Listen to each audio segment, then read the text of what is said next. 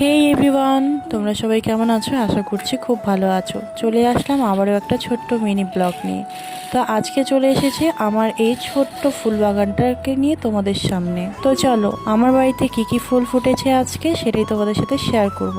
আর হ্যাঁ, এই নামগুলো কিন্তু আমার একদমই জানা নেই। তোমাদের কারো নামগুলো জানা থাকলে অবশ্যই কমেন্ট করে জানাবে। ইচ্ছে আছে অনেক রকমের ফুল গাছ লাগানোর বাড়িতে, তবে দেখি কতটুকু পারা যায়। আর পাশেই ছিল আমাদের ভুট্টো ক্ষেত, আর ভুট্টোগুলো কিন্তু অনেক সুন্দর হয়েছে, সেটাও তোমাদের সাথে শেয়ার করে দিলাম। তো চলো এখন যাওয়া যাক রান্নাঘরে। সকালবেলা আমার ডিউটি ছিল, তাই রান্না করেছিলাম আজকে গরিবের ফ্রাইড রাইস। আর এই গরিবের ফ্রাইড রাইসটা আমি কি দিয়ে বানাই আর কি করে বানাই, অবশ্যই তোমাদের যদি জানার ইচ্ছে থাকে অবশ্যই আমাকে কমেন্ট করে জানাবে। আমি তোমাদের অন্য একটা ব্লগে এই গরিবের ফ্রাইড রাইস বানানো শিখিয়ে দেবো, কেমন?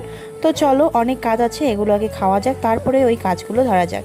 আজকে হঠাৎ করে আমার মনে পড়লো যে না, আজকে আমার যে গোলাপ ফুলটা